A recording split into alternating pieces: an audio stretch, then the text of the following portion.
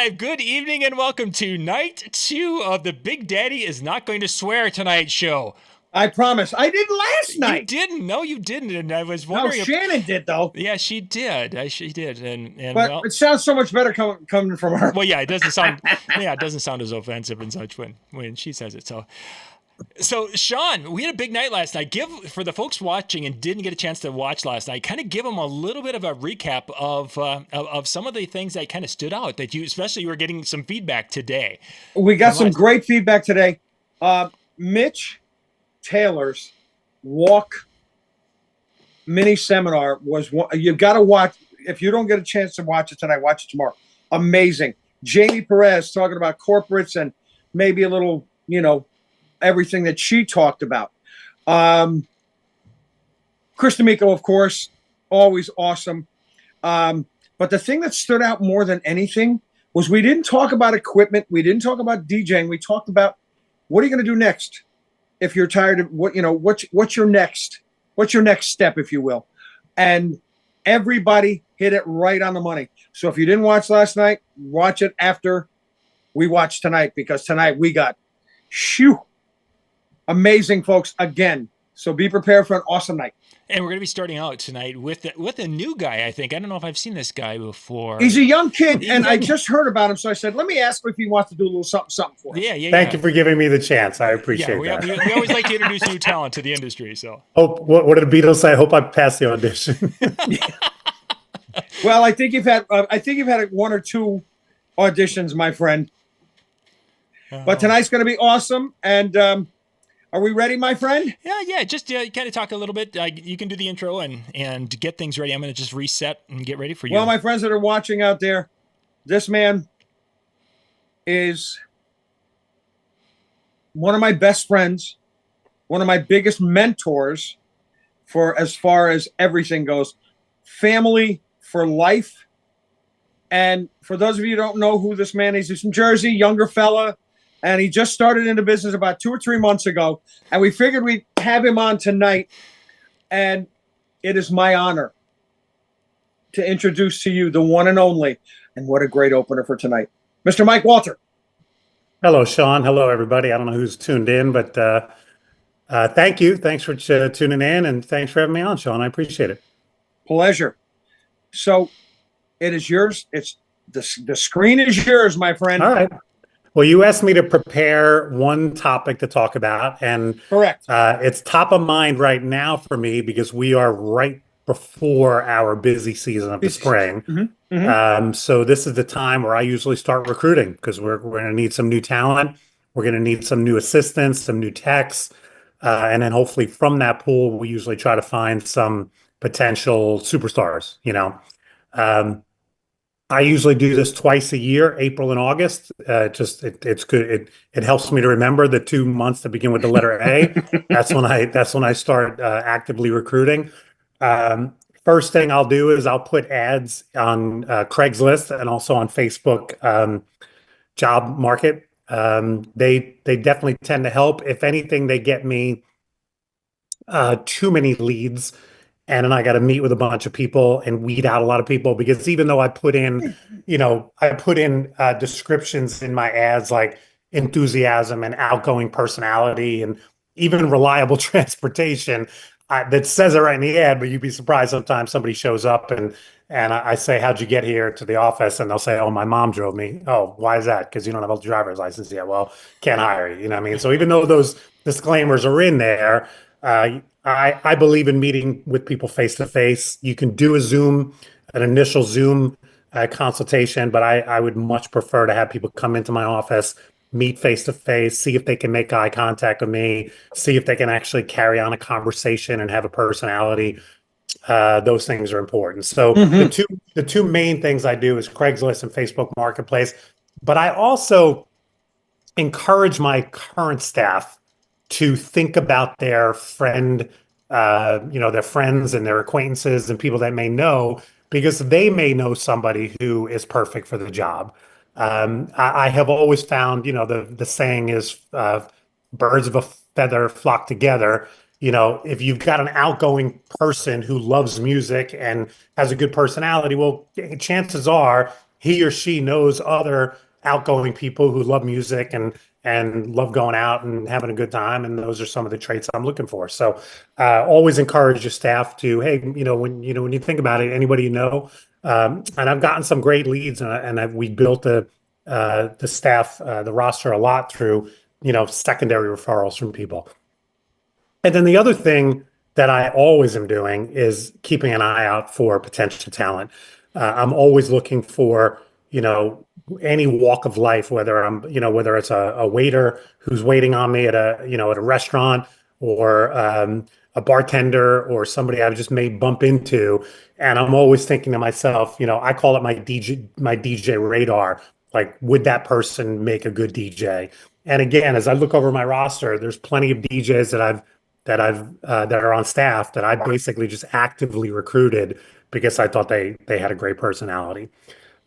So when it comes to bringing in new talent, one of the things that I've always done, going back to the first company that I worked for back in the 80s, is I have an entry level position. And I highly encourage, especially if you're going to advertise, no experience necessary, which I do. I would rather bring people in that have no experience in the DJ industry, but then obviously I'm not going to 3 weeks later give them the responsibility of their own party. So there needs to be kind of a stepping stone or a pathway to success in your company, and that's got to start with some kind of entry level position. For us, it's an assistant to the veteran DJs like myself, like Dominic, like Tom, like any of the guys on staff. They come in, they assist with us for a while. And when I say a while, months and months before they start getting more responsibilities. Maybe if somebody is showing me the right personality and the right professionalism, we're going to ask them to like bring out lights, and they can make extra money bringing out some of the upgrades, or we might move them into the photo booth division or what have you. And then the ultimate landing spot, obviously, somebody that checks off all the boxes, is I train them to become an MC. And that's where they can become basically a superstar within the company. And then the last thing, I'm just looking down at my notes. And then the last thing I just wanted to mention and remind my other multi-op owners that bringing in new talent, besides adding somebody new to your roster, it can have a ripple effect with the rest of your DJs. And often it just means everybody steps up their game. When you bring in a hotshot new DJ, he's going to make all the veterans on staff and everyone else on staff basically say, oh, I got to keep working hard. I can't become complacent. Look, Mike is hiring and training again. And I like that. Not that I don't want my people to feel comfortable, but I don't want them to feel complacent. How'd I do? Was that 10 minutes? No, it was like 9. Okay. That was perfect. We'll ask some questions. Yeah. Awesome. Fire away. Let's switch a few things here so we can John's back. Yeah. Yeah, you want to talk to John. I ask dumb questions. Mike, he doesn't. As you've talked about hiring for years. You've written. Yes. I mean, you've even gone to the point of writing a book about it. I did. Thank you for shoehorning that in, John. Yeah, I appreciate it. You guys can find it out on Amazon, by the way. We'll put the link in the description here in just a bit. But let's talk about the other side of it. When it comes to having someone who isn't cutting it, you've been working with them and you've had that, and you're just. What are some of the things that basically get to the point where you're like, okay, I cannot fix whatever this problem is, and it's time to part ways? Because there's some things you can fix. John, one of the things I find is endemic in people. People are either early or late people.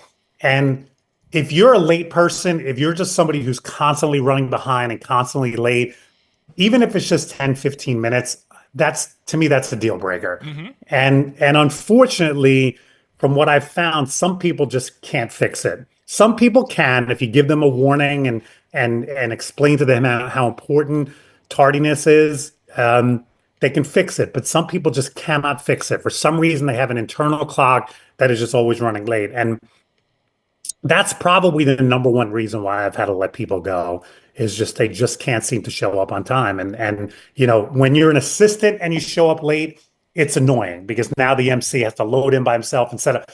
But if you're a headliner and you show up late, it can be catastrophic. So I just can never allow a late person to ever get to the ultimate role for us. Personality, does that have you usually weeded that out pretty well in an interview process, that you don't have a time where you're like 2 months in, you're like, this person's personality just is not working for us? I mean, I'm not saying everybody nobody ever gets by me, but yeah, usually in the interview process, you can tell somebody either has enthusiasm, has charisma, or doesn't have it. But yeah, every once in a while, somebody will kind of like, the interview is a first date and they put on all the right, they say all the right things, they act all the right way, and then you bring them out to an event. And the biggest problem nowadays is these things, too many people are just on their phones the whole time. And I'm like, dude, you got to get off your phone. We're at a party. People are paying us to be here. Look up, smile, have a good time. That's another one of those things. If I have to say it too many times, then you're probably on your way out. Mike, I got a question for you. Sure. We've known each other for a while, and I've seen, you hire a guy that hire a person that you think is going to be a rock star, and they start doing the right, and then all of a sudden, the morning of an event, they say, I can't do this anymore. I don't want to do this anymore. Seen it, watched it, listened. Do you get that often or no? I mean, I get it in the assisting role. I've never had it. I've never had it happen. Once somebody reaches that headliner position, they've been vetted enough that that's not going to happen. But I mean, it just happened last fall. I remember I was out at my favorite breakfast place, and I got a text message from a kid, again, an assistant, and he said, I can't do the event today. And it was like 2 hours away from arrival time. So, I mean, fortunately, I had somebody stand on standby on call. We were able to plug the hole. We were able to fill it. But I mean, that's just somebody, and he probably had done like 7 or 8 jobs for us. Right. So he wasn't a long-time veteran, but he had been with us a couple months. And I mean, the amazing thing was I had worked with him recently, like a week or two before that. And he was telling me how much he loves this job. And, he hopes to, have a career with and then 2 weeks later, I'm not going to come today. So it happens. Yeah. Well, Johnny, anything else from you, man? I think we are good. Let's Mike. Yeah. Thank you so much. My pleasure. Thank you for having me on. I'm looking forward to hearing from everybody else. The roster tonight looks amazing. I'm honored to be the leadoff guy, and looking forward to hearing from everybody else. John, can I say he passed the audition? Well, you might have to. It's up to you, John. You're the judge. I still got to prove myself. Yeah, I get exactly. it. I get it. He could be just he might be a flash in the pan, one-hit wonder. I might be a bubble guy. I might be on the bubble. You let me know. Yeah. We're at the perfect time for it. We got NCAA basketball on the bubble, baby. That's it. But again, everybody out there, please, Mike Walter, thank you, my friend. My pleasure. Thanks, guys. Yeah, have a great rest of the night. Yep, thanks, buddy. Bye.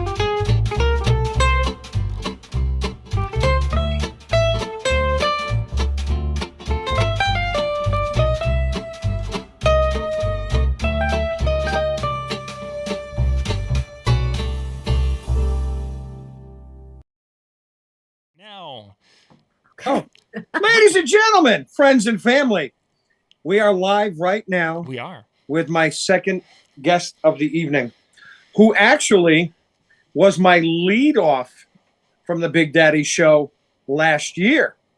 And you got to, my friends, if you're not following this woman, you better, because she's going to be talking about a couple of things today. But there is so much going on with VSP. And it is my honor to introduce the one, the only, Nicole Nell. Thank you so much, Big Daddy. So honored to be back again, and even more honored to be right after the one and only Mike Walter. So thank you so much for having me. Pleasure. Give him hell. It's all you, kiddo. All right. So I'm going to talk about something that's kind of relevant that's going on in my journey. Oh, so call back. What was that? Oh, go ahead. Go ahead. Yep. We're good? You're good. Yep. You are great. All right, awesome. So pretty much we're going to talk about kind of how to go from a business owner to an entrepreneur because Ooh. there's levels to this. There's levels to this. And especially around like tax season, we're all at that point where it's like, okay, what can we do to give the government the least amount of our money as possible? And I am a huge advocate for that. Like let's keep our wealth ourselves. We worked hard for it, right? Amen. So there comes a point in your business where your revenue is just too high and you can only buy so many speakers, right? You can only buy so much equipment. So it's like, how do you start to keep your net down? And what I learned from not only a business advisor but also my accountant as well is that there's ways to do it by also increasing your net worth as well. So I'm going to tell you a little bit of a story that I did the past year. So I was in the process of looking for a commercial building for our business. There just came a point where we outgrown where we were working out of. It was just not proficient enough, and I did not want to rent. I wanted to purchase. And I finally found the building that I wanted to. And then as I was going to start to make the purchase, I was advised to not make the purchase under Visual Sound Productions. Because this whole time I'm like, okay, I'm going to buy something under my business and it'll be Right. separated from me. It'll be great.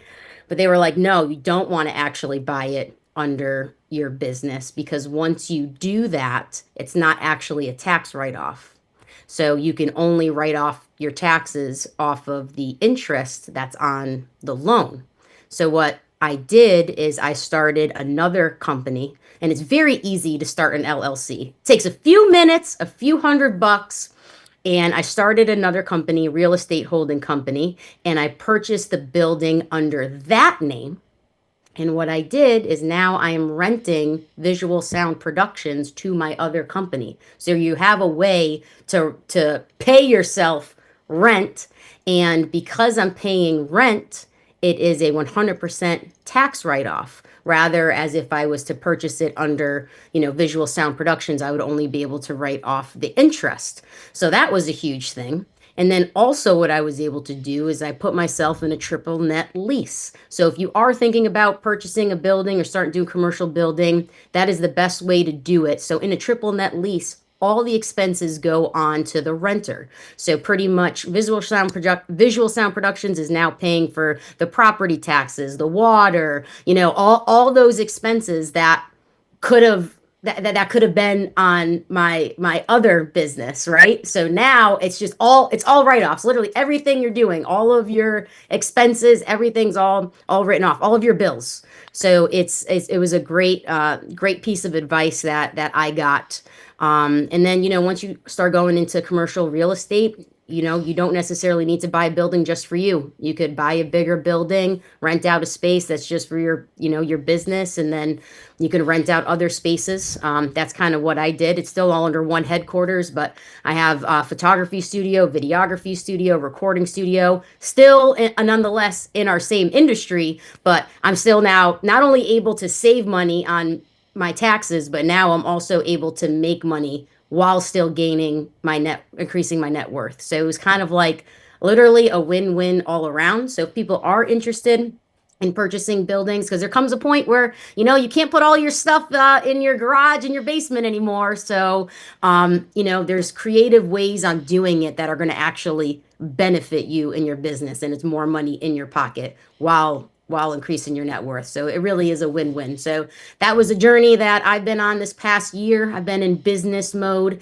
And then once you start to get in commercial, real estate and you start expanding all of your assets, it's like you're not just a business owner now.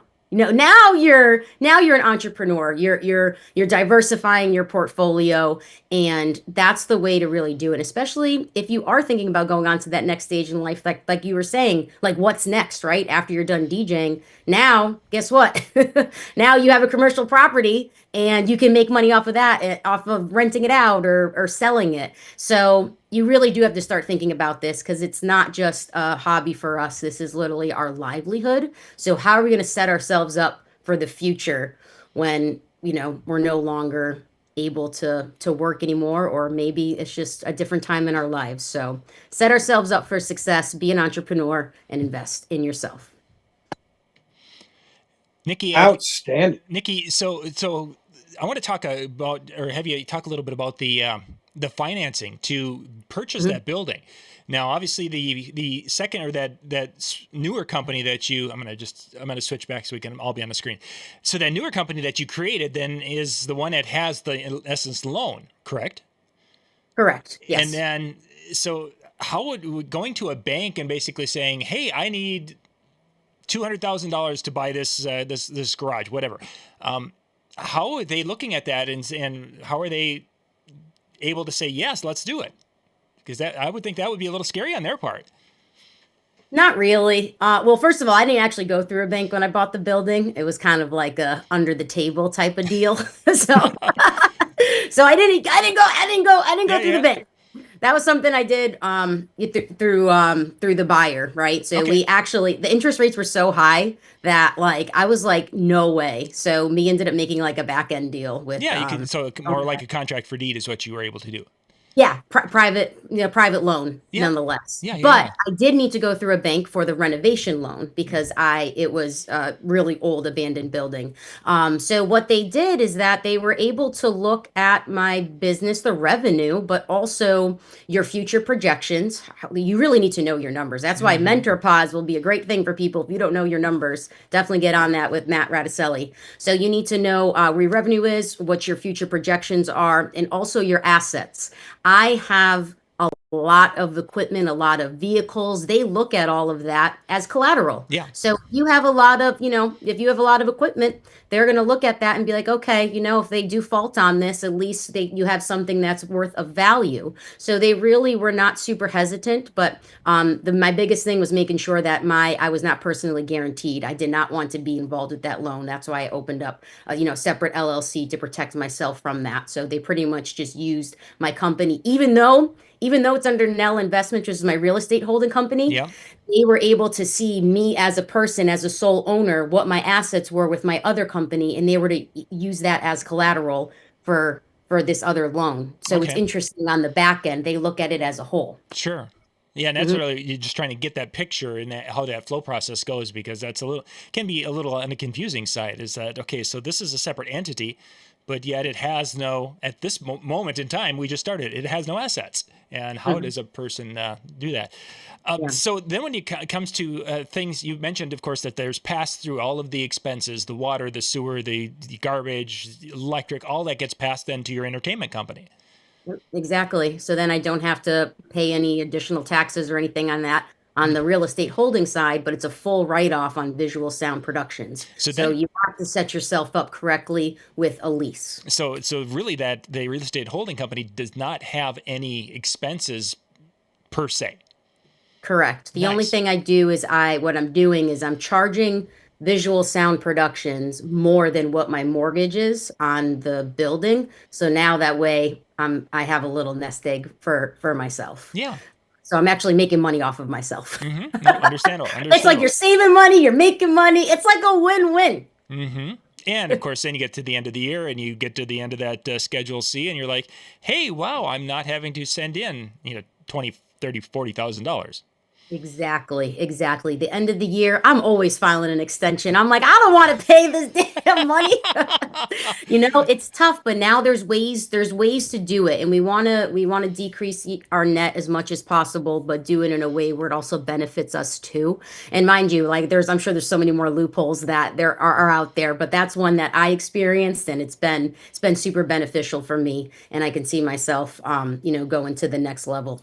And let's talk about that next level. That's where I was just going to say, what is on the next plan? You mentioned, of course, buying the larger building and you can rent spaces in that. But I mean, there's got to be, once you've got the first one, you're thinking, maybe we should do this type of a structure. So come on, what are you thinking? Maybe we should. I don't know if I should let you guys in on some of my secrets. Well, we'll tell Sean to plug his ears so he doesn't hear it. So it's kind of one of those things. It's like once you get the real estate bug, like commercial space, you see the potential in it.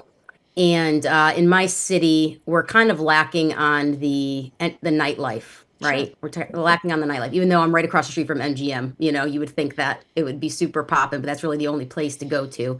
So I'm looking at another building to open up a nightclub. And would you use the same holding company, or would you start another holding company that would utilize that, or have you not gotten that far in your thought process? Yeah, I'm pretty sure it's going to be the same one. There's still a lot more to figure out, but from what I'm understanding, that I'm just going to use that one company and put everything under there. And continue basically to somewhat rinse and repeat as you're going through and running your businesses that way. Yep, that's it. Nice. I have one question. Sure. All this real estate, everything else. I've been watching, we've been chatting, everything else. Yep. Staffing for your in the office, so that you can concentrate on other things. Yes. That was a chore, if you will. Yeah. Explain that in a couple of minutes, just a couple of seconds.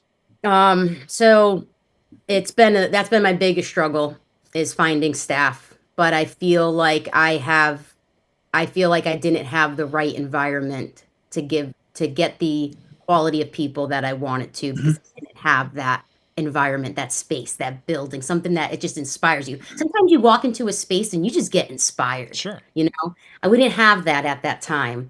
But now that we have this building, I feel like the energy attracted so many. This is the best round of hires I've ever had in the company.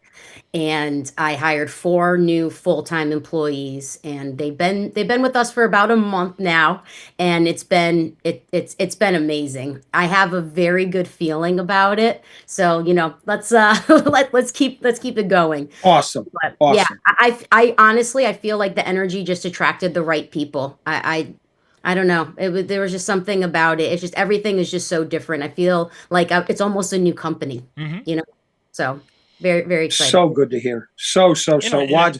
And folks out there watching this, watch this lady. I told you that when we first started this a long time ago. Watch this woman. She is all over, everywhere, and a proud big daddy, if you will, watching this amazing everything just growing. Yeah. John, what do you think? Can't stop the momentum. No, it's great. And I think part of it, when you're talking about the way, the positive attitude and you can see that rubbing off on the staff, and how the building has really helped to reflect that. I think a lot of it is probably your optimism and your excitement over that growth within your company. And of course, knowing that it's saving you money is not a bad little motivator too. But I mean, I think your mindset, obviously, as the owner, is going to cascade down through the team. And when you're able to have that positive attitude, it's just going to multiply when you get the right people around you like that in an environment where they can succeed. So kudos to you. Good job. 100%. And even just being an example of what you want them to be. Like, I had people that worked for other companies, and they were like, we've never seen the owner help us load trucks and do this and that. I'm setting the pace for them. Like, listen, this is what I'm expecting from you guys. And, you just got to lead by example, really. Yeah. Love it. Love it. Yep. Well, my friends, Nikki, again, I'm in awe of you. You know that. And I'm going to come up and christen that building. I'm going to come up and smile loud in that building soon. Lord help us. John, don't say a word. Be careful what you wish for. I was just envisioning what christening a building could mean in some. Same. It might be his first and last visit. Yeah, exactly. And there's times I would say I want to see pictures. Not what you don't. I don't want to. You already got that picture, John. That's all over. I don't know if I can get rid of that one from there. Nikki, thank you ever so much. And continued success. Keep kicking behind. And again, thank you so much. Everybody, follow this woman. Amazing. Family life. Everything that this woman is doing is amazing. Follow. Thank you, Nikki, very much. Thank you guys so much. Thanks. Have a good night.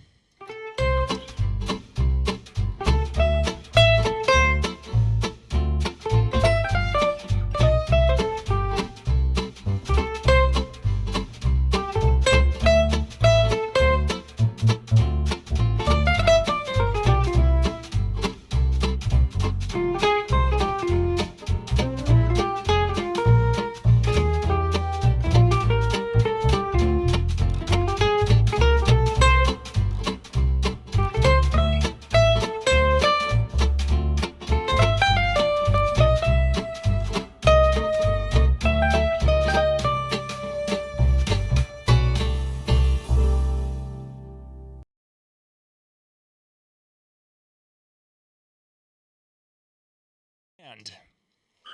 Well, we're back. We have another dear friend. Listen, I say this all the time. Another dear friend. We try to chat weekly. And again, Mike, thank you so much for changing your schedule around a little bit. I appreciate you. From Explosive Entertainment in New Jersey, rocking everything they do. And, Mike, it's funny. You have Haven, your family life, you switched everything around. Tonight, I want to hear your story a little bit and how you're handling all of this, everything with all whatever that Explosive does, changing over from not just a DJ, an event, DJ events for bar and bat mitzvahs and some weddings, corporate, whatever. Tell these folks what you're doing in Explosive. My friends, please welcome Mr. Michael Langsner. Awesome. Hey, well, that was a heck of an introduction. And I'm following two incredible acts, Michael Walter and Nikki Nell, brilliant minds and so inspirational. So happy to be here. Sean, first off, it hit me before, like you're friends with everybody. How many contacts do you have in your phone? Have you ever looked? I have over 3,500 contacts in my phone. Oh my gosh. Do you remember back in the day when there was like a limit, like 20 contacts or 40 contacts? Yeah, right. I guess it's unlimited at this point. I mean, Sean, I have unlimited. And also remember, I do over 2,700 birthday calls a year. And I got to have those phone numbers in here. Wild. Well, John, if you guys are ready to go, I'm ready to. Let's do it. I'm gonna put you on full screen, and you are good to go. Awesome. So as Sean said, I'm one of the partners over at Explosive Entertainment. We are almost in our 20th year in business. And if you want a little bit of my background, man, I wasn't gonna go in that direction, but I'm gonna give you some of that. So I started DJing when I was like 13 years old, like most DJs, you kind of stumble across this hobby at the time. My parents were always like, why are you spending all the money on CDs? Like it's a waste of money. And next thing I know, I was DJing my way through college, frat parties, local college bars, and I stumbled into the nightlife industry. I had my small little DJ business. You could barely call it a DJ business then, or barely call it a business, but I guess, I was the 16, 17, 18-year-old entrepreneur. I loved it. I loved what I did. And at a young age, I had a couple of guys that, would fill in shifts for me when I wasn't available. And the nightclub thing, I guess I didn't have the confidence. I didn't think I was as good as other people thought I was. And a friend in college who was a bouncer at a club in Philadelphia said, hey, why don't you come in? They're doing an open house. It was like a seasonal place, only open during the summer. And he said, bring a mixtape. And it was actually a tape, a cassette back then.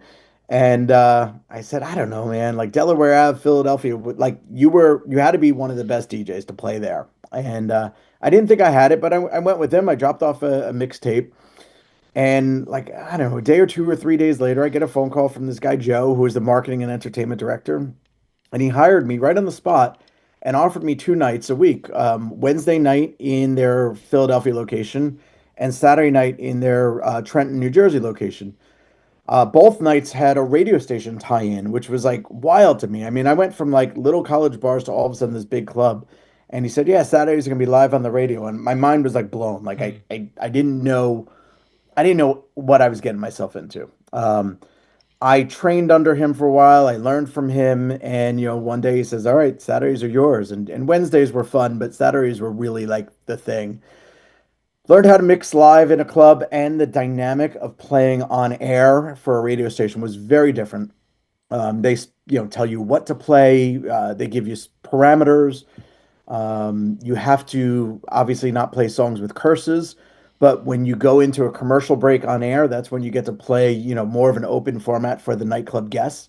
So it was really, really, really interesting. And at that time, here's the story coming all the way around. The same guy, Joe, put a job posting online looking for an assistant marketing director at the nightclub. I had a different career. You went to college, got a marketing job, and had to have a suit and tie career. And I hated it. It wasn't me. Hated everything about it. So I said, Joe, why didn't you offer me this job? He says, Mike, it's beneath you. It's just a part-time thing. And I said, well, what do I have to do to make it full time? Who do I have to talk to? So he says, why don't you try putting a proposal together and send it to the owners? Sure enough, I did that, and they hired me. They hired me to be his assistant for the summer, and then we'll see what happens. I learned a lot. I had some really cool experiences, with celebrities, putting together big, national style events at this venue. The venue held 2,000 people, so it was just wild. We did events with ESPN. It was insane. One day, the banquet manager, towards the end of the season, just up and left, never came back to work. And they said, "Well, do you want her job? The season's over, and you were hired part time, seasonal." I said, "What do I know about banquets? I've never waited a table, I've never bartended, but I know how to run an event as a DJ." So I was like, how hard could this be?" So I said yes. I took the job, and I learned. I learned really quickly. I learned how to sell events. I think connecting with people is always easy because of the nature of who I am. Um, I learned, what do I like in food and beverage? What do I like from an entertainment standpoint? And next thing I know, I had a 10-year career as a banquet manager. At that time, I saw a lot of great DJs coming in and out of the facility where, I would sell the event and DJs would come in and do bar and bat mitzvahs or sweet 16s. And that's where I met my old business partner. He he offered me a job, and timing, it took a while. It took a while for us to kind of get aligned, but eventually I said I have to get out of nightclub business. I got engaged. I wanted to be out of that, scene. It's a tough scene, as you're getting older, the late nights and getting in a relationship. Just nightclubs are not, somewhere to be for the rest of your life, in my opinion. So I took the job. I took the job and I became a partner at Explosive Entertainment. And I took 10 years of history selling bar and bat mitzvahs and DJing at a nightclub, and I transferred that into being a bar mitzvah DJ. Um, so Sean, you started with the you know presentation of like talk about explosive and where we're at now, and it's been a wild ride. Um, you know a lot of it. Oh I'm yeah. kind of cliff note version. Some of it I'm gonna leave some of it out, but becoming a partner at Explosive was awesome. I knew that this company did incredible bar and bat mitzvahs. It did incredible weddings. And that's what we knew. What I didn't know was the corporate environment that we could make ourselves grow into. And that's something I'm so proud of. And that's like our main thing that we've been doing. I'm also proud of what the team has become in the last few years. Crazy that we're recording now. Literally 5 years ago was the start of COVID. 5 years ago this week is when It all COVID shut kind of down. shut the industry down. Right. March 14th, as a matter of fact, was my last event. So we're recording now on March 18th. The company's changed. And one of the things that I've learned um, is it's okay to reorganize and it's okay to restructure. And this is something I really wanted to talk about today. As a manager of a business, we had a lot of great puzzle pieces involved in the company. COVID kind of took all that stuff, threw it in a box, tossed it around, and some people stayed, some people left, some on their own accord. It was time to move on, and COVID was the catalyst to try something different. Three main players in our company moved to Florida. Like, didn't know, Florida was open. Florida was the open state, so they went there for the sanctuary of it. Um, we lost another main player who started his own business, and coming out of COVID, it was like, well, what does explosive look like today? Who is explosive today? And actually, just prior to that, we merged with two different companies out of Pennsylvania, Flair, which is Dylan Weissman, and A Sharp, which was Adam White's. The interesting thing is we were all sitting together at a conference. We always talk about, what comes out of these conferences, and what came out of attending a conference was the merger of three great businesses becoming one. And this happened right before COVID. I guess if we could do it all over again, I don't know that I'd take such a risky move before, the world ending. But when we talk about shaking up the box and all those puzzle pieces, what we ended up with was the right people, but probably in the wrong places. And coming out of COVID, everybody just did everything. We were all just survival of the fittest. I think we all in this industry could say, we pivoted and did anything that we could do to just get a paycheck. But what we call like the year of like the restructure for us was 2022, I think, or was it 2023, where we said, all right, we've got all these great players. How do we put them in the right positions? Okay.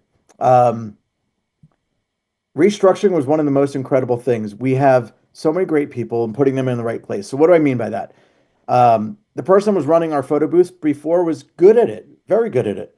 But I had somebody in the office that was better with cameras, better with computers. It was like the light bulb went off. Why don't we do this restructure and have that person handle photo booths? And the former person was an exceptional client coordinator, but only doing that part-time. So why doesn't that person start coordinating events full-time? This whole flip of the script became what explosive entertainment is today. And that's what has opened up the doors to bigger and better things. So you mentioned corporate. It's one of my favorite things. Bar and bat mitzvahs will probably always be our bread and butter, but corporate's making its way up there. And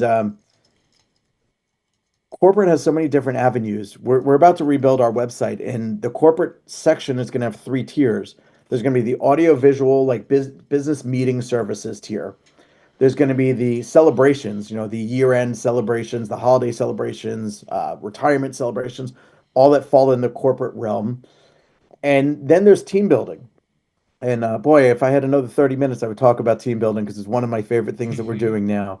But the abbreviated piece is using the right players on your staff can embrace all of these different segments and maximize what we do. And that was my best learning lesson over the last couple of years is it's okay to change people's roles, empower them to grow. And a couple of weeks ago, light bulb went off in my head, and it was the coolest feeling. I'm so proud to share this, and I hope some of my staff are listening in. I realized that I have a lot of people in place right now that are better than me at their roles. Sure. And that was like the eye-opening piece. I used to be the guy that did it all. And when I was brought into Explosive, that was my job. I had to do it all. I had to do the office work. I had to do the sales. I had to do the marketing. I did website design. I did graphic design. I learned how to do video editing. But I think I was good at all of these things. But I now have people that are great. I have an exceptional graphic designer and video editor, 10 times better than I've ever been. And he's 20 years younger than me. Jamie, who was on yesterday's podcast, is 10 times better of a coordinator than I've ever been. And I could go down the list of all the people on our team, and I could say that's what has brought Explosive Entertainment to where it is. So you just had two industry heroes on this podcast, and I aspire to be as great as they at some point. But I think the common thread that you heard from both of them, and you're going to hear from me, is having the right players in place is worth its weight in gold. And I'm going to get off my soapbox at this point and say, I appreciate giving me this opportunity to share this info. Michael, how did you evaluate your team?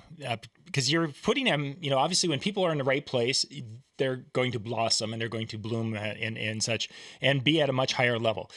How did you evaluate them? Was it observation? Was it spending time with them? Was it a take this test to find out what kind of a lover you are type of thing? How do you do that?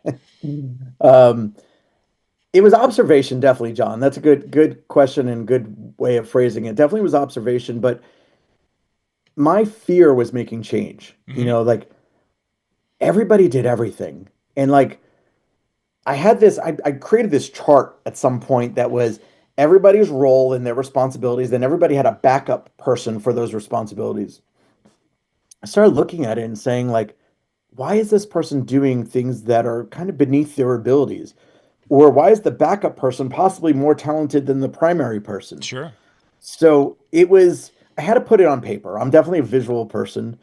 And that helped me just analyze who's best at their roles.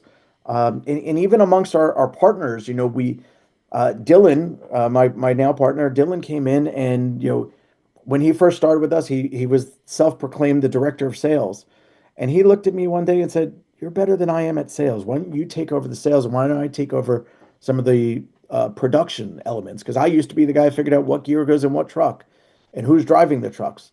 And frankly, he's better at that than I am. He's way more organized at, and he puts in, he knows 3 months in advance what's going out. I didn't wait then. Like to me, it was a last minute thing. So, John, that's a great question. It was definitely putting it on paper and making sense of it. And then let's take it a step farther. Then, when you have situations where people, you say, hey, I think you're going to be better at X, Y, or Z. Have you had situations where they're like, yeah, no, I don't think that's such a good fit for me? Has that come to the discussion? Absolutely. I still to this day have one or two people on the crew that I think would be exceptional salespeople. They just don't want to do it. Mm-hmm. And I guess I've learned you can't force somebody to do something that they don't want to do. Sure. But motivate them to do things that they're great at, and it makes your life as an owner significantly better. Last area, how do you equip when you have someone that they're going to be into the sales area, wherever the area is? What do you spend time with them to help them grow? How do you try to help equip them to be successful? I'm a believer in giving people the right tools, but letting them succeed on their own. Mm-hmm. I'm a believer in driving the ship the right direction, but you could steer it, but don't do all of it. So, I think I've been with Explosive now 15 years, 16 years, and like things like DJ Event Planner, which I know is a sponsor of this, is something I absolutely love. When the more I learn about it, the more I could teach my team and let them build out forms and tools that are successful for their needs. Sure. I know the master capabilities, but let them like tweak it for their own needs. And Nikki gave a shout out to Mentor Pods. I'd like to do the same. Matt Radicelli and Amy, they've taught me so much. They opened my eyes to all the Google documents, Google Forms, Google Sheets. Like I really didn't use that stuff before. Now like I live on it. Yeah, and for sure. So I put the tools in front of the right people. The videographer and editor in the office, I said, what do you need? He says, I could build a computer. These are the specs I need. So I went on Amazon, I swiped the credit card. He just did it. And yep, and giving them the tools to be successful. Huge. Absolutely. Great stuff, Michael. Michael, Sean, I can't thank you enough for being here. You're such a joy. And listening, this Matt Radicelli, John, have you heard of him? Ready by 9:10. Yeah, I don't know who this guy is. I'm not sure. We'll have to check into this Radicelli guy. We keep hearing about him. That's right. Yeah. That's right. Well, Mike, thank you ever so much, my friend. Again, to all of these folks that are on here tonight, reach out, give them some love. My friends, Mr. Michael Langsner from Explosive Entertainment. Pleasure being here. Thank you, gentlemen. Thanks, Mike. Appreciate the time.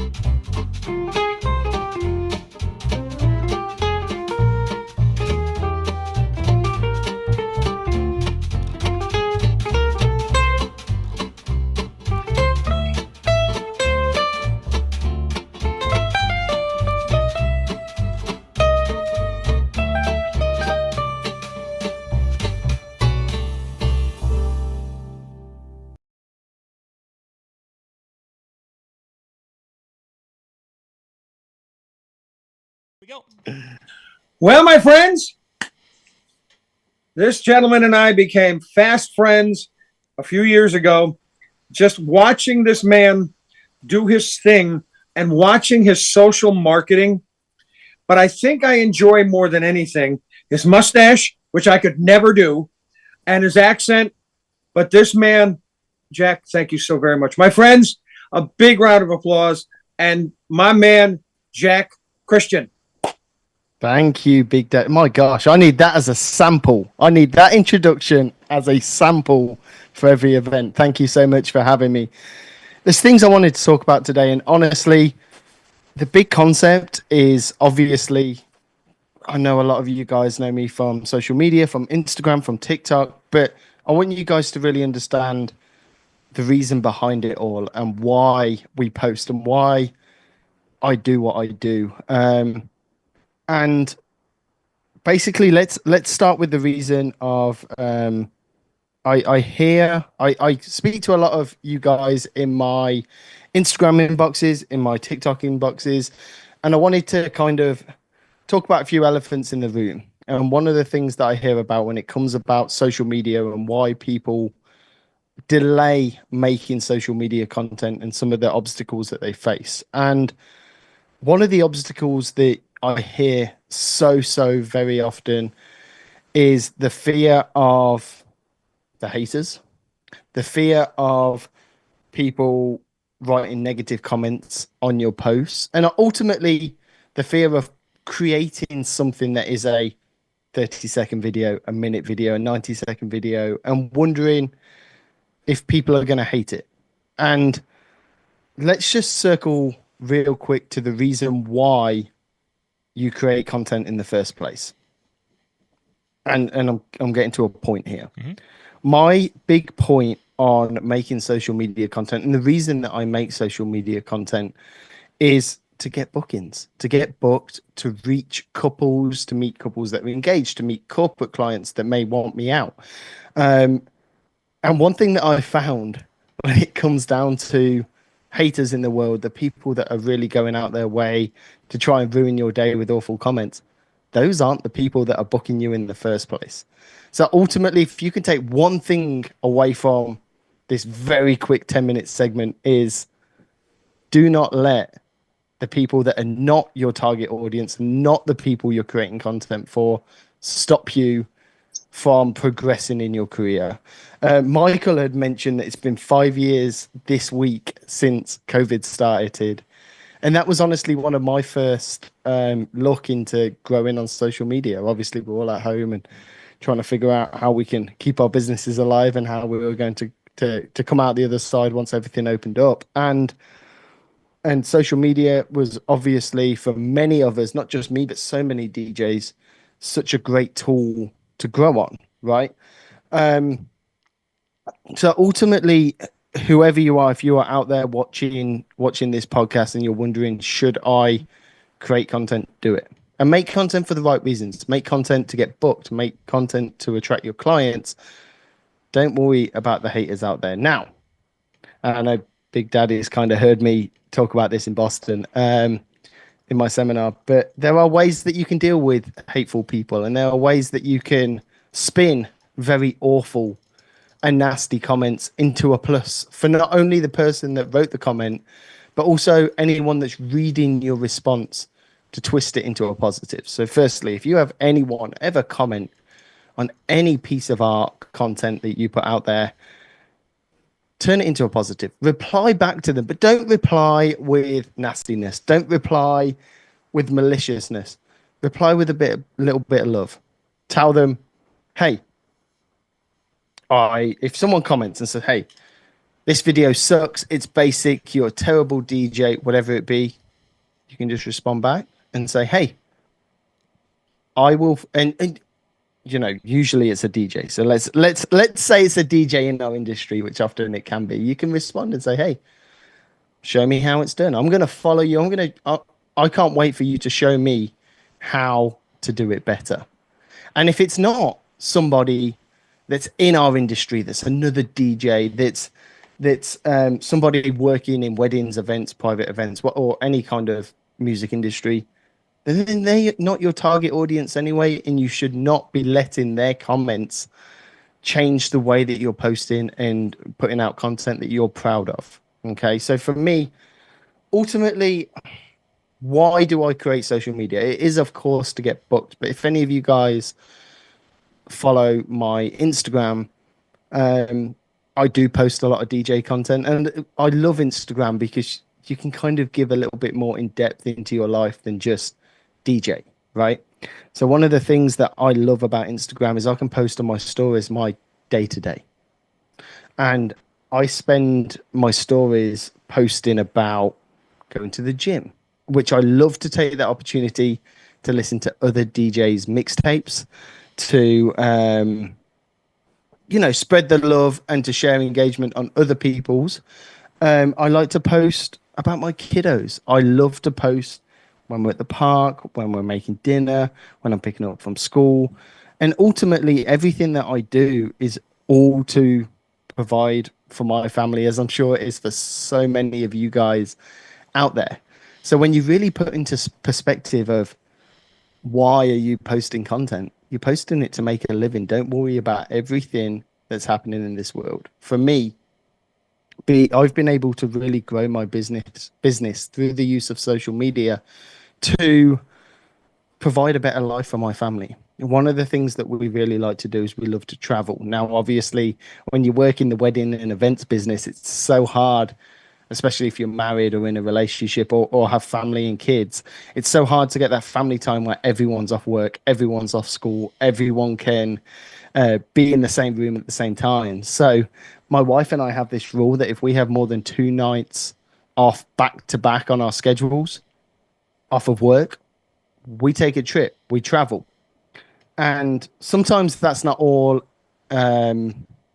exotic. I was going to say erotic, and I knew that was the wrong word. Sometimes it's not always exotic. Sometimes it's not always Mexico or Dominican, but sometimes it can be as simple as going camping 50 miles up the road. But just taking that time to really bond with your family I feel like is a really difficult thing in our industry. So being able to create the freedom by growing your social media to be able to charge more, to ultimately work less and make more money, whatever it is that's important to you, whether it's family, whether it's travel, whether it's your hobbies and you want to play soccer 3 days a week, whatever it is, use social media to progress your goals and what's important. So ultimately, what I hope you take away from this is don't worry about what the haters say and those people with the negative comments. Use social media to progress your own goals. I don't know how long that segment was. My friend, All good. That was amazing. So Jack, there he is. Yeah, I got a couple of questions here. Let's. So you do? Yeah, imagine that. You know, I actually listen to what they say, Sean, and I'm just paying attention. Jack, I got a lot of videos out there, different channels, and the haters is such a real component of this. And how do you keep that from being nice to them, whatever? But I mean, there's a part of you, the part of your spirit that when you are starting to see these and such, it can be kind of a crushing thing. How do you compartmentalize that and just not let that get you down or not affect you on a personal level? I think one big component, it does come down to personal confidence. Do not get that mixed up with arrogance. But it would be the same as me turning around and saying to John, you're a gay black man. You'd be like, that's not me. That's not me. I'm definitely, or you're blonde haired. I'm not blonde haired.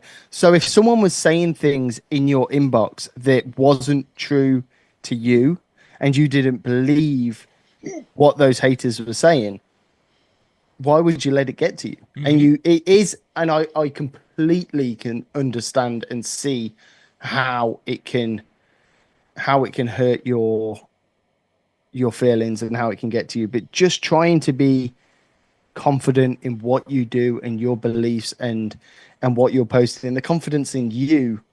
Don't let what someone's saying that doesn't know you personally, it's never anyone that knows you personally, right, put you down and make you think anything otherwise about yourself. And I'm a big believer of this. Obviously, I'm a goofy looking white guy. I usually wear glasses, but I can't wear glasses because the ring light projects into them.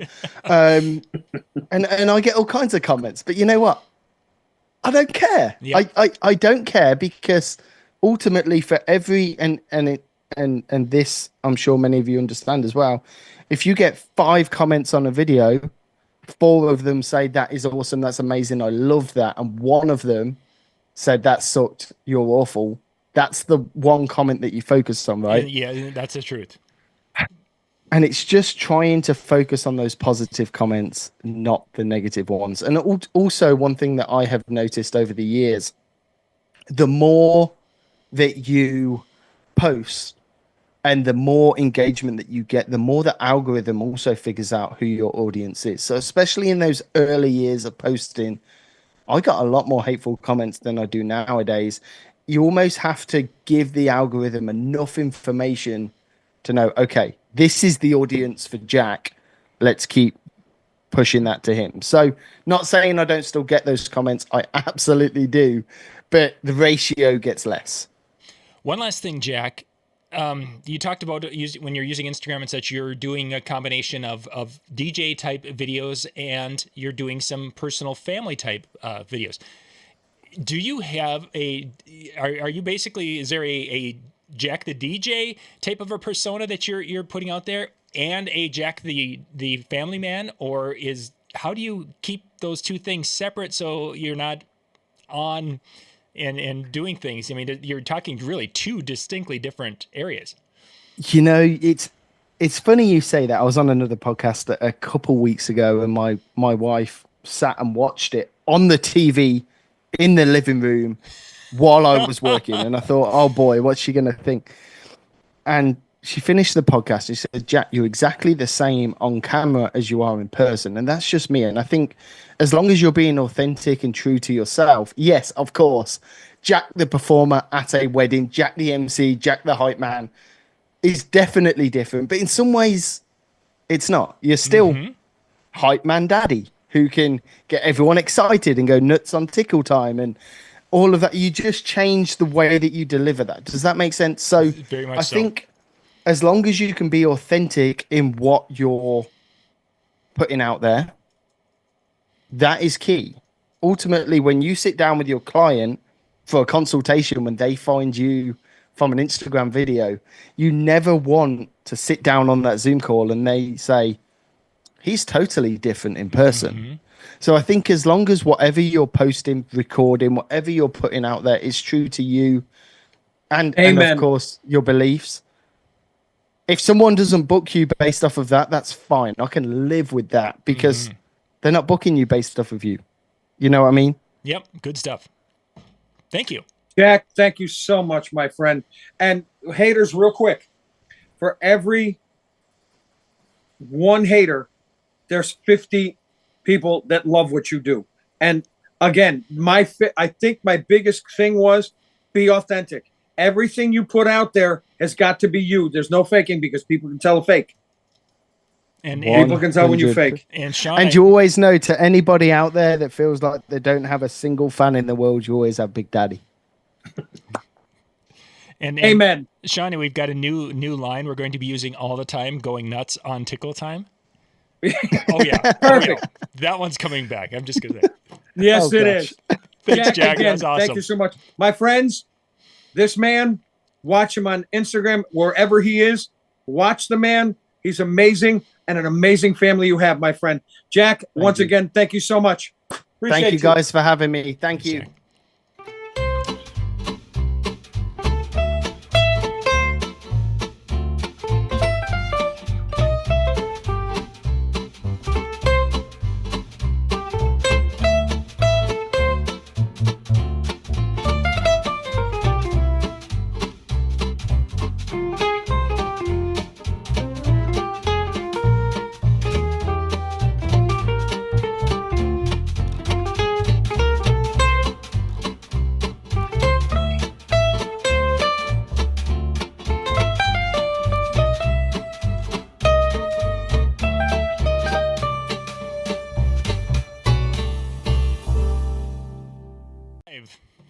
We are live again. Man, I'll tell you what. You want to talk about amazing folks. This gentleman here and I have been friends for, 15, 16 years. And whenever tonight, for the next 10 minutes, listen to what this man has to say. If the hair on the back of your neck doesn't stand on end, there's something wrong. My friends, and I'm wearing a Dodger shirt because I always pay back my bets.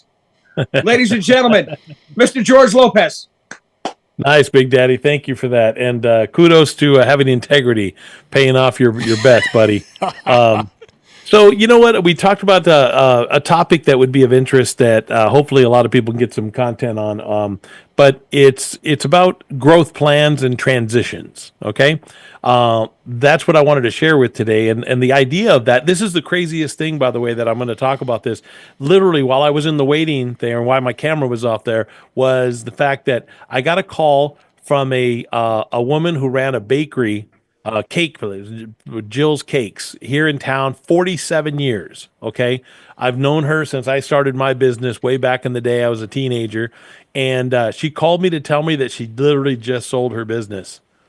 And it was such a big thing. It was just, I was flattered that she called me to share this with me. This was such a huge move for her, this business. So it was so weird because my topic on this is understanding your growth plan. You know, if you're a DJ, there's kind of natural things that people decide. I either want to be a multi-op, I want to be a rock star solo DJ, right? Whether you're doing clubs or doing venues or whatever you're doing, or you get into more of the production side, which is EE and extra entertainment, other items. You get into photo and video, you know, other things, right? And that's fine. All of those work. There's no one pathway to happiness of what you want to do. But I think what a lot of people, especially in artists, because you identify so much as that artist of whatever it is, whether it's music or photography, video, whatever you're doing, that you kind of lose sight of the fact of like, hey, is what I'm doing, this schedule, this process, this daily routine, is this still the best for me? What makes me happy or helps me generate the kind of income you want, or to do the things you want in your life and have the time to travel or play with your kids or grandkids or whatever you've got going on in your life. And that's the thing of just keeping your mind open, because as you look at that transition, not necessarily has to be the exit strategy, but a transition maybe to that. What do you want to be? I've met DJs and other entertainers over the years who were only a solo op, but they really invested their money in real estate and other things and such like that. I've seen multi-ops that have done that and been very successful. But there are other things you can move to that could be different. In my case, it was we really had been doing AV work along with the entertainment that we did, DJs, MCs, you know, the weddings and quinceañeras and all that. But we really pushed it more into the AV side. And when the things happened in 2020, it actually just like super elevated the AV side of our business to where now that's primarily what we do. And there's just great things that I've enjoyed about it, you know, that again work for me. I'm not telling others that this is what you should do. It depends. You really have to evaluate yourself and what you like. For me, I like the fact that now I don't have to work every weekend. Actually, I rarely work weekends now. You know, the client base aspect of it for me, repeat business, you know, you do an AV meeting, conference, what have you, symposium. They do it every year, sometimes 2-3 times a year. From a management standpoint, for those, for example, on the DJ side, you know, nobody's ever called me and said, hey, wait a minute, who's going to be my audio tech at my event? Nobody asked that. So if it isn't about having to assign a specific talent or person and so on, it really took a lot of that stress and pressure of a lot of those things off. It made it just a much simpler. Still a lot of work to it and everything else, but it's different because less stressed, more time. And that's a big one for me now, is finding that time to other things that I want to do and contribute. I can mentor, I can teach, I can, you know, I love hiring because most of our team members are in their 20s most of the time. And I love hiring young people to come in and then introduce them into an area they probably don't do, but then also get a chance to coach them on life, you know, just things that other people in their lives haven't done, financial management, or how to control this, or how to do stuff, how to goal set. You know, a lot of people don't know how to do that. So just a thought, just an idea that I thought we'd share, and, you know, what that's like, and just to keep your mind open, start thinking about it. What are some other opportunities, and be aware of it. Otherwise they could go by and you don't know it until you're later in life and realize, man, I could have done this 9-10 years ago. And just be aware. That's the biggest thing. Be aware of it. George, the financial side of getting into, especially in the AV world, I mean, there's obviously investment, and you had, there's a lot of gear involved in different things. I'm getting things set up here so I can come back. If somebody's wanting to look at other opportunities like that, I mean, how would you recommend that they get the proper tools that they need to be successful in that arena? Here's the thing, and it's going to differ a little bit by region, because if you're near bigger cities, you have much more access to things. If you're further out, you don't have as many resources where you can go and rent that. But then there's a benefit to that side because you're probably going to have less competition. You know what I mean? So they both have a positive side, but you don't have to go out and invest $500,000 and get an inventory to go and do it.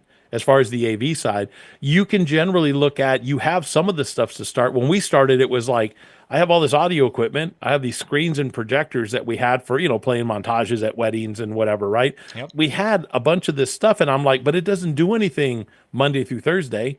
It just sits there. And that was the beginning for us in 1999. That's when we started thinking that way. And I go, how do I get this stuff out on Tuesday and Wednesday? And it was a PA system here and a mic thing for that, and another meeting for some multiple mics, or a screen and projector for this. It was stuff that I had. And then as I started getting calls in and opportunities for bigger events, I found resources. I found where I could rent bigger screens and projectors, where I could rent lavalier mics, which I didn't own any at the time. But I had sources, so I didn't have to go and invest it because I might use it once a month. Sure. So until it got to the point where I needed to buy it because it made sense, I made a little less profit because I'm renting, but it was allowing me to build up that client base because they started realizing, oh, you can do this. Oh, you can do this. And now you're starting to build up that client database. Which obviously then leads to your more future business and our opportunities and ability to invest. So, yeah. Great stuff there with that. Exactly. And I'm sorry, go ahead. Yeah. I want to take the next one. So when you were transitioning, or when you were starting to develop this, obviously COVID played a part in that whole process, but there would have been a time earlier on when you were busy on weekends and you were starting to get busy during the week. So it became a 2.5 to 3 full-time jobs for you, I suppose. Yeah, right. And there was that side of it. But the other side too, John, was that I didn't fully engage the growth of the business of the AV side. It was just still residual. Like, hey, they came in, you had leads, and then, we can do that too, because you were still consumed with doing the entertainment side. And that's very time consuming. We used to do a lot of bridal shows and this, and then consultations and emails and that, and then sit and do a 2-hour coordination and all this stuff that you did. Once that went away in 2020 for us, it almost like forced us to have the time to devote to the AV side, and then it just blew up. So if a person would be transitioning or trying to make that kind of a transition today, you would be the man wearing multiple hats and bringing staff in to try to help fill some of those roles as you did that, developing that AV side. If I could share one thing with it, John, the key of that is just be aware of it. Because what happens is, it's like the thing about where somebody says to you, if you've ever heard this, they go, I want you to look around the room and I want you to count how many red things there are. Okay. So look at how many red things are in here. And then you do that. And then I come back and I say, look at me. Now tell me, how many brown things were there? And you're like, I don't know. I was looking for red. And that's exactly this. Whatever you're looking for, you're going to find. So if you're not paying attention, if all you're looking for is weddings or mitzvahs or whatever, nothing wrong. But if that's what you're wired to, you could be having these AV opportunities or production opportunities, even small scale things you could totally do, but you're not even paying attention to them because you're not even thinking of that as, for me, you're thinking of that's for someone else. So all I'm saying is be aware, because you could even do it where you could book something, outsource another company to do pretty much all that work for you. And all you did was book the job, and you can make money from that while you get started. You don't have to. I would do these huge events with huge LED walls and this and that. I didn't own any of that. I didn't have that kind of money, but I found people who did, and then you bring them in and you still make money from it. And all you do is go and shake hands, and you're the face, and you're the person who is comfortable with the client. Sure. So you don't have to go and invest. It's just be aware, because if you're not paying attention to that, you're missing opportunities just because you're not looking for them. Yeah. Great stuff. Can I interject one thing? Certainly. Yeah. George, it's amazing watching where you've gone to, to casinos, everything else. Let's move on real quick. You have added somebody in your lineup. My boy Lorenzo, his son, is an up-and-comer. This kid, I'm telling you, John, this kid learned from the best. And he's what, 20 now? 21? 21 years old. My friends, the future is in this kid's hands, and he's going to be awesome. And by the way, on that paying attention thing, pay attention to that internally within your employees or staff or your own children. You don't want to force them in anything. I don't want him to do what he doesn't want to do.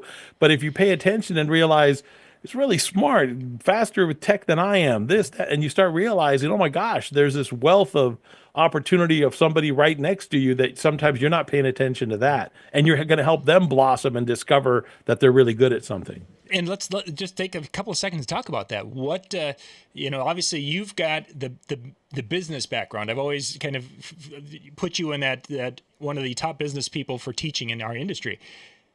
When you now with your son, is he more the entertainment side, or does he follow your kind of thing, or is he bringing a whole new set of skills?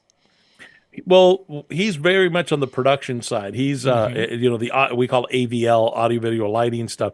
He's highly certified as an audio tech now. So he's one of our lead audio techs who trains others now.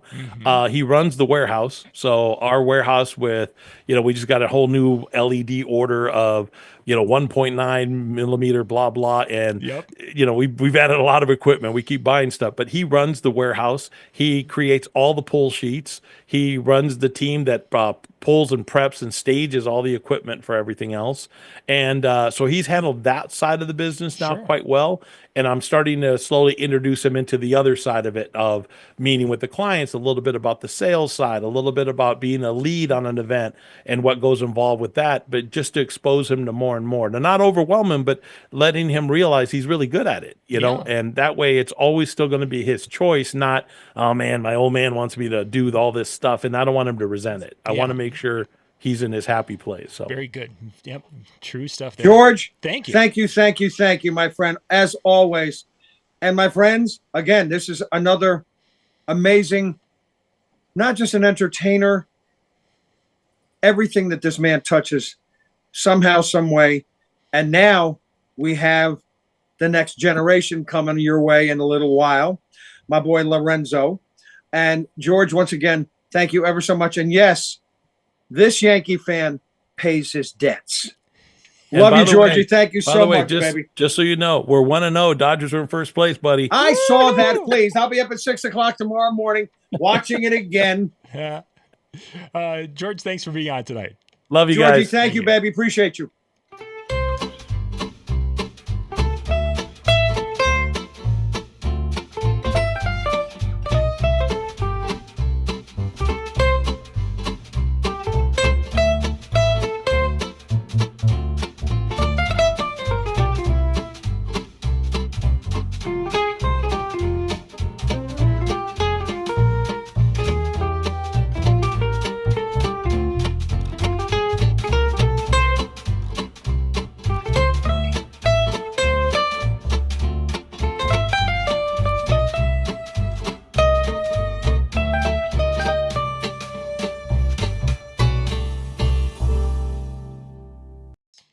Well, my friends, we are rocking it. John Young is rock. He's bit me with a whip and chain and everything else. Well, this gentleman here that I got coming up next, I can't say enough about him. We met each other about 10, 12 years ago, and we've been instant friends ever since. And watching where you've been to now what you are is it's a wonderful, inspiring story. And I want you to share this with everybody. My friends, my brother, Mr. Aldo Ryan. Hey guys, how are you? John, thank you so much for having me. Big Daddy, I love you, brother. In fact, I did a little something special for you really quickly. I'm just letting you know I'm wearing my shirt right here, Big Daddy. Oh! Look at that. I wore that at the office all day today. I flew home to make sure that I can do this because I haven't eaten since breakfast, but it's an honor to be on here and share some educational wealth with everybody. Guys, there's so much to talk about. I was honestly thinking about this, that, and the other thing. I know that we spoke last week when I was in Florida, and I was like saying to myself, I know that we talked about a particular topic, and then I'm thinking about what else we can talk about that can help people to accelerate them or put them on the fast track or catapult them to a different area that can really benefit them in their business and their lifestyle. And then I started vacillating between what topics I wanted to talk about. And then I'm saying to myself, man, I can't believe how indecisive I am right now. And I was like, wait a minute, that's it. I'm going to talk about decisiveness, decisions, making executive decisions, and making sure that you take those decisions and bring them to the finish line with nothing less than a smiling success. So I know that it did come to me, by the way, that we were going to talk about my communications, our communications here at Alive events, and how communications are so important to stay on top of your client and be proactive and stay ahead of the game so that your client's never behind the eight ball and you're not rushing and you're not going crazy, because once you're live on air, you want to, it's showtime. Let's go. But then I started to say, you know what? I think decisions is so important, because I was caught up in that as I'm, inching onto this webcast. Yeah. And I said to myself, I think this would be a lot more valuable to the watchers, to the listeners, and to the learning minds here. So one thing that I learned a long time ago, and I hope that's okay with you guys, Big Daddy and John, that I'm this is great. Go. You go with it. I love that. Love it's the topic. existential. There was something I don't get to watch a lot of TV or a lot of series. I wish I did. I'm starting to make more time these days to kind of do some fun things with my family and catch up on series and movies and things that make me laugh and make me feel like a kid. Just, take me out of this world of work and allows me to be in different dimensions. One of the shows I used to watch was The Sopranos, okay? And in The Sopranos, there was this one particular phrase that I took with me over, 15 years ago. And, Tony Soprano said that more harm is done by indecision than bad decision. And at the time, I was, I was still kind of fresh in the business and whatnot. I've been doing this 25 years. So my math may be a little off on how long ago that was. I think it was over 20 years ago, actually. And I said to myself, I don't know if I can really understand that fully, but one day I will. And you know what? That day came about when I started to run my own business. And I needed to start making executive decisions, not just on behalf of myself and my family, but on behalf of my clients as well. One of the things I think it's important to understand is that when clients, prospects, people interested in your services, when they reach out to you, one of the things that they're doing is they're not just reaching out to you for a possible service or product. They're reaching out to you for your best decisions. And that is really contingent on your technical experience. It's contingent on all the different scenarios that you've come across, the things that have worked for you in the past, the things that have not worked for you in the past. Other people's mistakes, other people's successes. One of the greatest things that I've learned to do when I met with Big Daddy those 10 to 12 years ago is I started to do continuing education.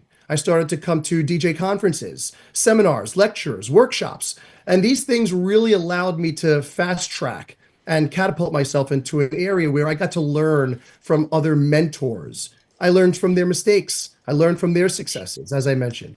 And I love the fact that helped me to make better decisions, not only in my company, but also in my family, and also for the people who are trusting in me for their biggest days ever, their life events, their children's life events. And so I said, you know what, this is the topic I want to kind of settle on, I want to talk about.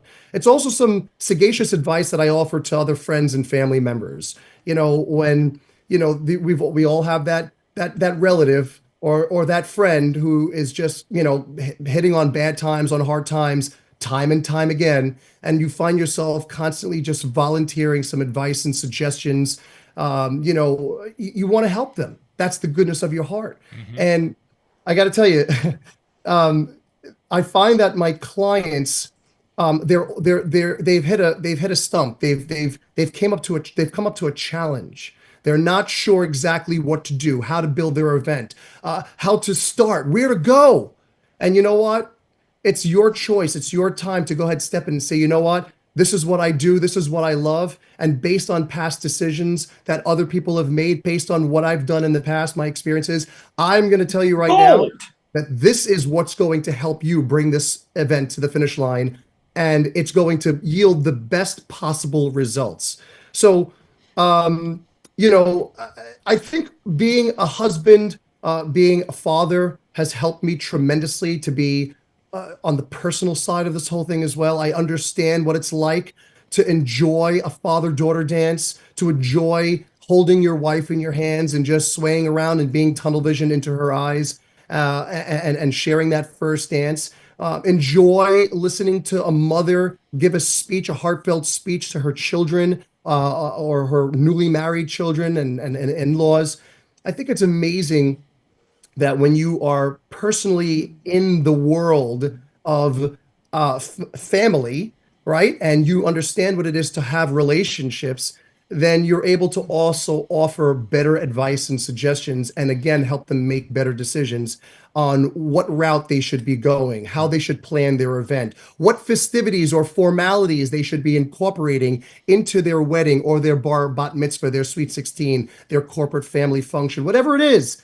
You're able to help them to decide what's going to be best for the success of their event.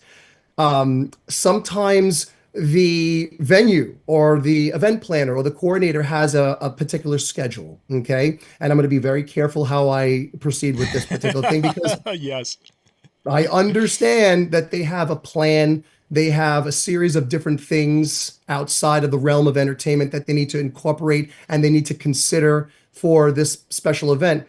But typically, clients, what they do is they hire us as DJ entertainment, live band entertainment, to move the night with energy, with fun, with happiness, with jumping and dancing and screaming and sweating and cheering and all that good stuff. So we look at things in an entertainment's perspective.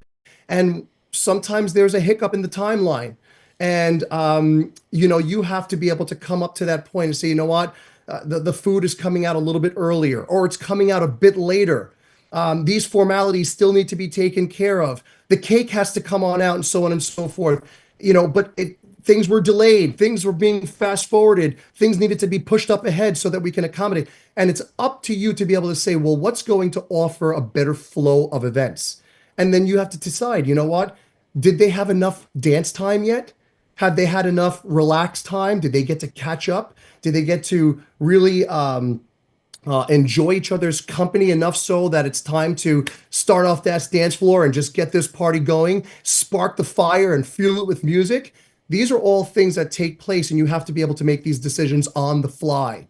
These decisions really come down to your technical experience, to your personal experience, your know-how, how you would run, for instance, something in your family. If you're planning a vacation or a surprise birthday party, you start to take these things into consideration and apply them immediately on your major events, your big events that people have literally spent all their time, effort, energy, blood, sweat, and tears on. I'll tell you this really quick story. Well, there's a lot of stories, but I'm going to stick with one particularly because I have a lot to say, and I know that we're limited on time. When it comes to a bar mitzvah, okay, or bat mitzvah, something that I'm kind of starting to kind of weave myself off of, I'm taking a step back. I'm having my other guys, my young, fresh, crazy, excited guys and whatnot, get on in there and do this. One of the things I teach them is that, when you have a staff of people that are at this event, one of the things you want to do is you want to make sure that they're all focused in on what's about to happen. You want to make sure that they are engaged in what's going on and focusing so that just in case something changes or something should happen, you can jump in and you can move or transition them from one series of events to the next seamlessly.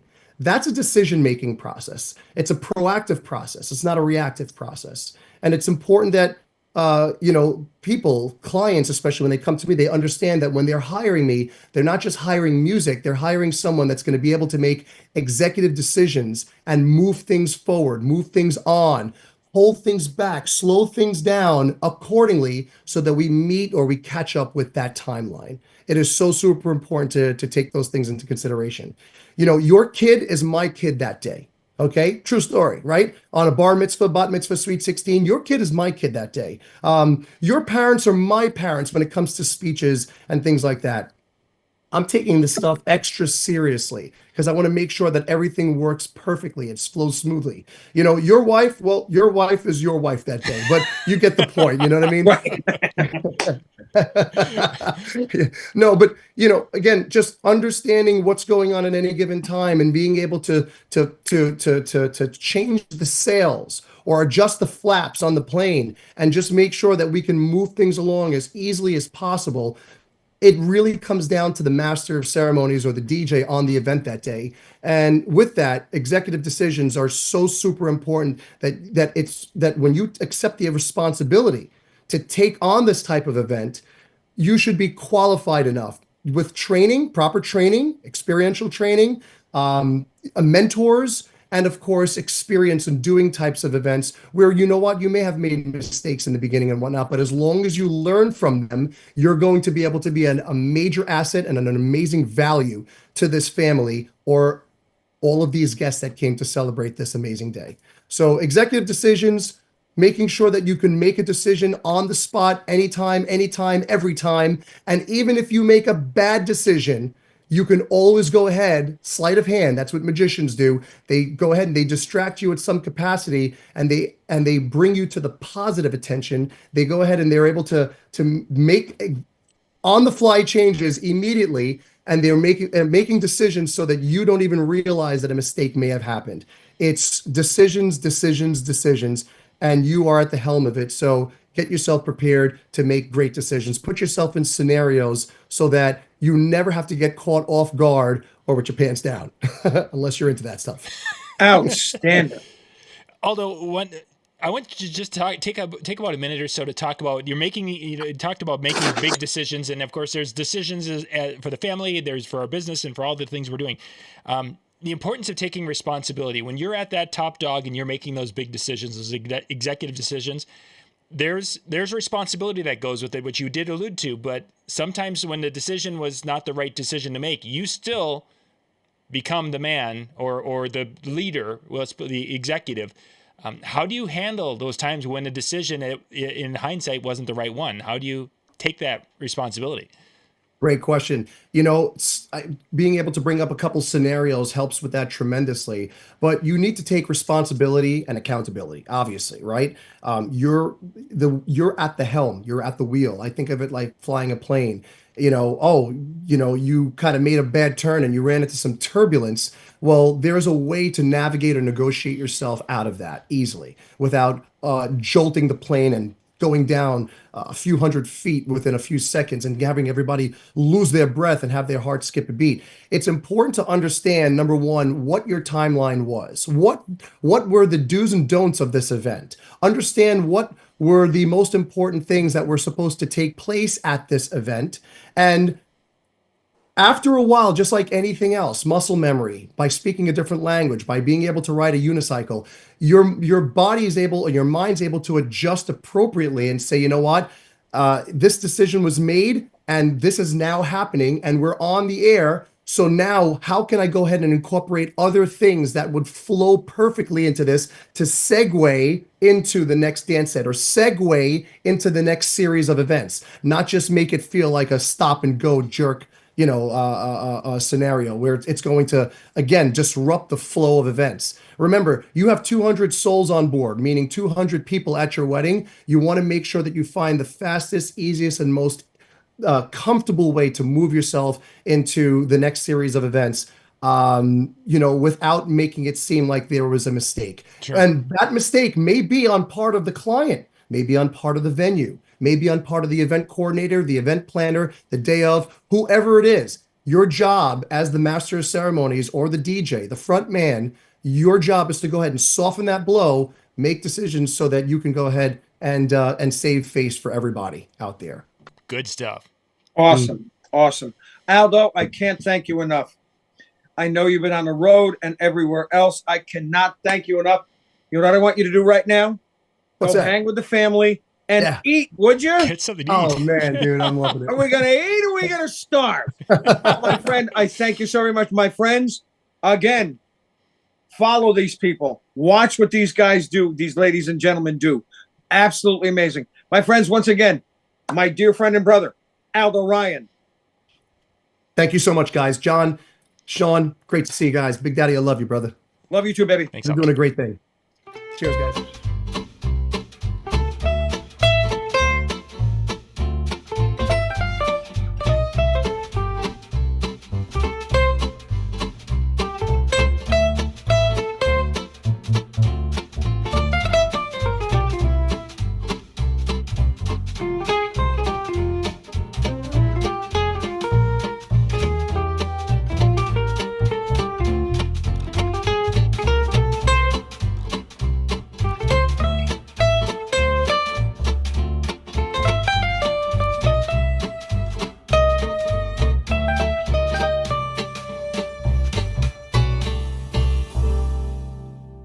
5.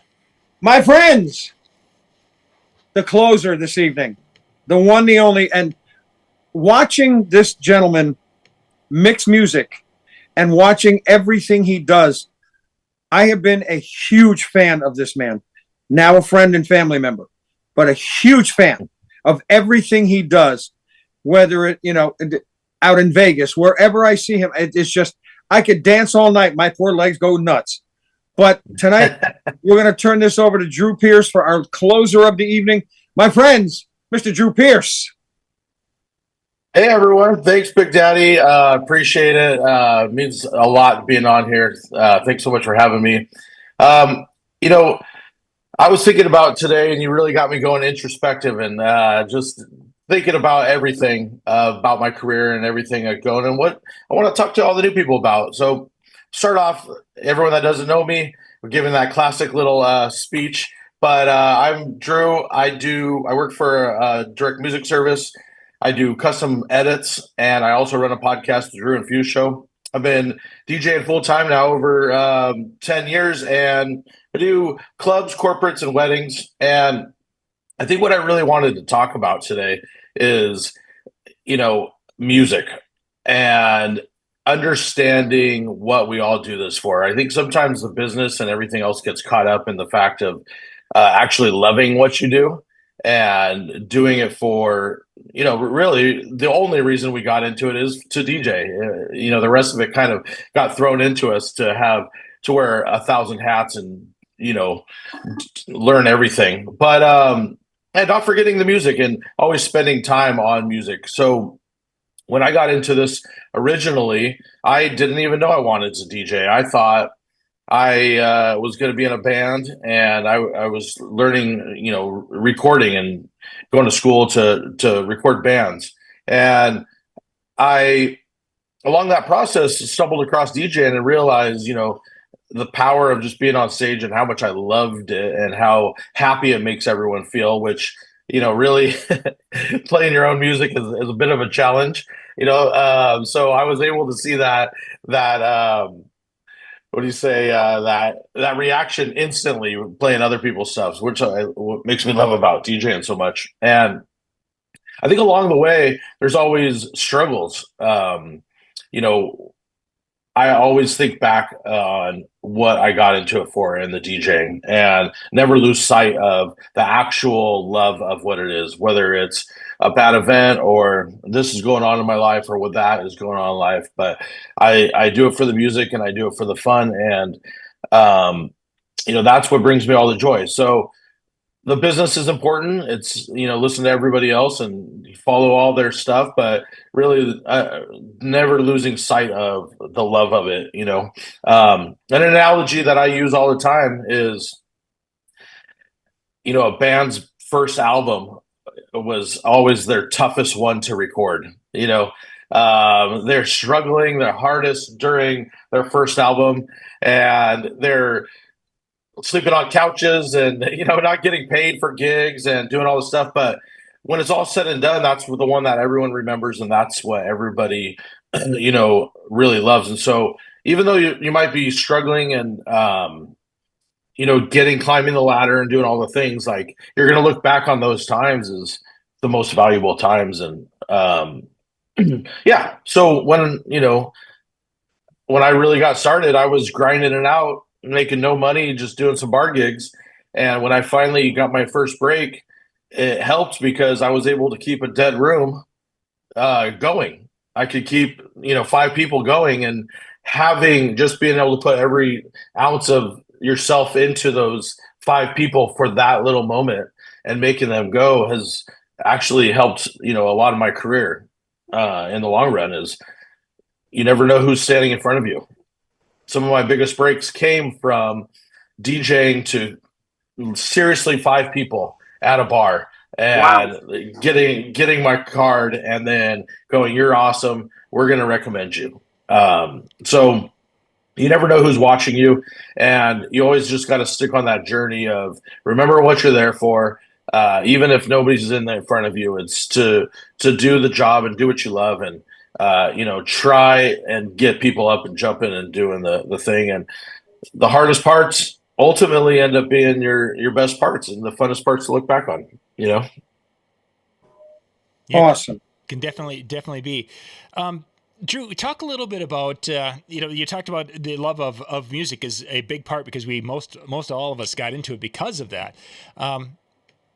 You get to a point in your career where you start to feel maybe that slightly burned out, for lack of a better way to describe it, especially if you're doing the same type of shows all the time. What are your thoughts on how can you regenerate that love of what got us into this in the first place? So DJs are often compared to comedians. Really, they'll say it's the grind of the nightlife, right? That's what I mean. Like, we're not funny and we're telling stories, but it's like getting up in front of the stage and performing. Right. And I think I live out here in LA, and if you go to one of the Comedy Store on a Monday, you're going to see some of the biggest acts in the country practicing. So this is what I keep bringing it back to: is it's all about the music. People complain about the bar gigs or the price or whatever, but sometimes getting back in the trenches and actually grinding out what you're doing it for is worth the practice and the energy that you're going to get from it versus the money. And it isn't always about the money. So the burnout is real. I've been going through it, but as being an entrepreneur and loving the ups and downs of any of this career that I've chosen, and like I said earlier, the downs are just as valuable as the ups.